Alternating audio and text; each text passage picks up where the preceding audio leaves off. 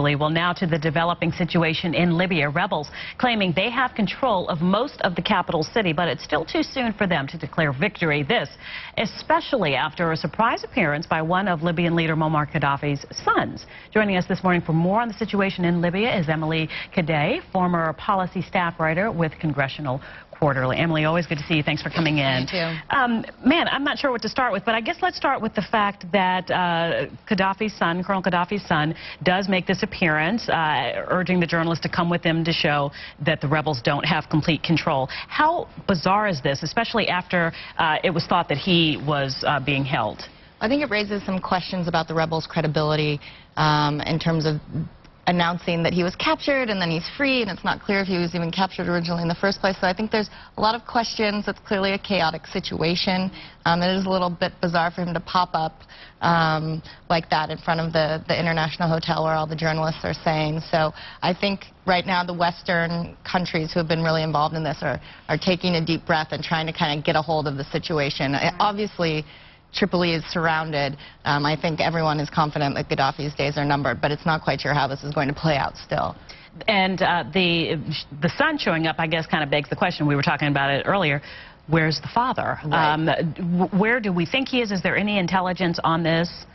The Pentagon and some of the international intelligence services do seem to think that he's still in Libya. They're putting out their feelers for an international manhunt right now, but I think most people expect he's holed up somewhere. He has compounds. No doubt he has all sorts of secret hideaways there, and he has a lot of money there still. I mean, most of his assets are frozen. I don't see him being able to flee.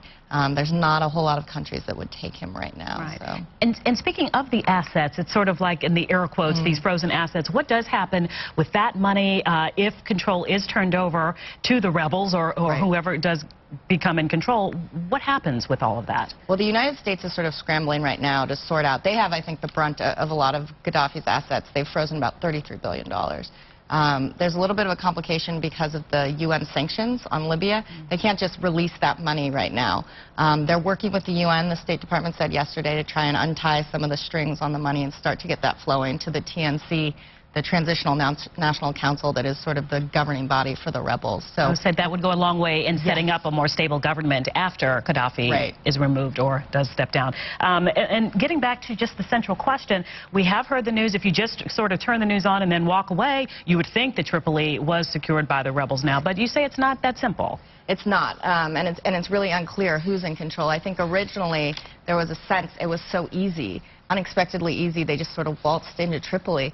Now we're hearing more news of street-to-street fighting, combat. I think a lot of Gaddafi's loyalists are coming back out and fighting. So there's still the potential for this to get quite bloody, and I think there's been a lot of calls for calm, hopefully no reprisal killings, but it's still uncertain who's in control of what, and I don't think Gaddafi or clearly his sons are going to give up without a fight.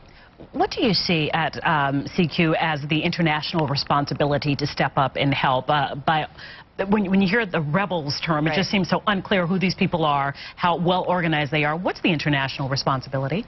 Well, the U.S. has recognized the rebels as a legitimate government, so that signals that they have a certain amount of faith in their organizational abilities. They have done their due diligence. They have someone on the ground in Benghazi, which is the Libyan rebel capital right now. So they seem confident that these people can get organized rather quickly and ramp up some sort of interim government. The question is money, of course, in the end. I think that's what the rebels will want more than anything. And I don't know that the U.S. or any of the Western world right now is prepared to just open the coffers given our financial situation. So I think this is all going to go through the UN. They're already trying to organize sort of these broad multilateral conferences to sort of try and talk about the steps ahead. But I think this is really, the U.S. is going to let the UN and some of these big multilateral bodies kind of take control on this. Would it then be just an assumption or a done deal that this rebel body that has been recognized would then move into power there? Are we comfortable with that? I think that's what they're hoping. The rebel body has laid out plans already for what they would sort of, the sort of interim government they'd create, which they would have to broaden, obviously, because they've been based in the eastern part of the country. To have any hope of having a sort of stable transition, they need to prove that they're inclusive.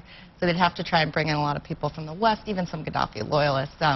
But they do have a plan. The State Department's talked about that. It's still, putting that into practice is a whole other question. The story just changes day by day. Thanks for coming in and talking about it. This is Emily Cadei, foreign policy staff writer with Congressional Quarterly. Steve, over to you.